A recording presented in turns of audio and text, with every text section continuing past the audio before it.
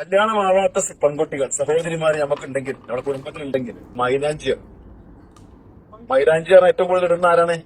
പെൺകുട്ടികളാണ്, പെണ്ണുങ്ങളാണ് അല്ലേ? എന്നാൽ ഈ ബഹുമാനപ്പെട്ട സയ്യിദ് മീരാൻ ഹുസൈൻ തങ്ങളുടെ കബറിന്റെ മുകളിലും എല്ലാ ഭാഗത്തും മൈലാഞ്ചിയാണ് ഇറക്കുക.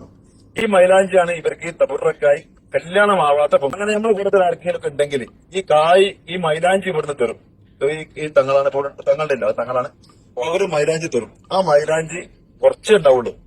അത് ഇവിടെ മക്കാമെന്ന് ഒരു കിട്ടുന്ന സാധനമാണ്. അത് ലേശം തരുള്ളൂ.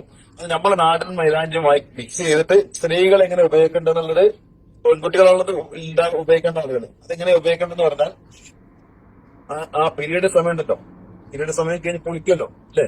7 ദിവസം 8 ദിവസം കഴിഞ്ഞാണല്ലോ കുളിക്കുക. കുളിക്കുമ്പോ ചിലപ്പോൾ കോളേജിലൊക്കെ പോകുന്ന കുട്ടികൾ രാവിലെ കുളിക്കും അല്ലേ? അല്ലാത്ത കുട്ടികളാണെങ്കിൽ വീട്ടിൽ തന്നെ ഇരിക്കുന്ന കുട്ടികൾ ഓരോ ഓരോ പണി കഴിഞ്ഞിട്ട് അങ്ങനെ കുളിക്കുള്ളൂ. ഉദ്ദേശം എന്താ ഉദ്ദേശം? കല്യാണം നടക്കും അല്ലേ? അപ്പൊ ആ നെയ്യത്ത് വെച്ചിട്ട് അത് ചെയ്യാം. അതേ ഷർത്തുള്ളൂ. അശുദ്ധി കഴിഞ്ഞ് പൂർത്തിയായി ശുദ്ധിയായ ശേഷം എന്തൊക്കെ നിസ്കരിച്ചിട്ട് എന്താക്കുക?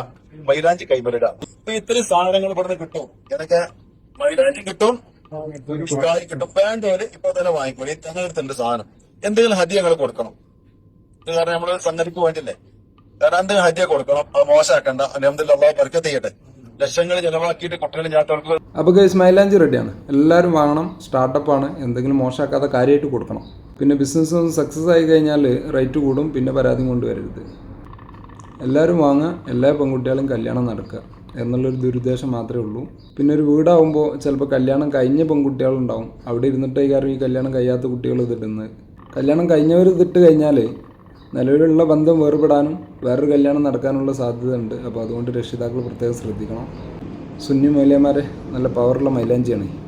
പിന്നെ ഓളെന്ത് പണിയാണ് കാണിച്ച് 1-2 കുട്ടികളായിട്ടും കാമുകൻ്റെ കൂടെ ഒളിച്ചോടി പോയി കല്യാണം കഴിച്ചു എന്നൊക്കെ പറഞ്ഞിട്ട് അവരെ മക്കിട്ട് കയറരുത്. മൈലാഞ്ചിൻ്റെ പവറാണ്. ചാടിപ്പോകുന്ന താത്തമാരെ കുറ്റം പറയുന്നതിന് മുമ്പ് മൈലാഞ്ചിയെക്കുറിച്ച് പഠിക്കുക. ശുഭദിനം.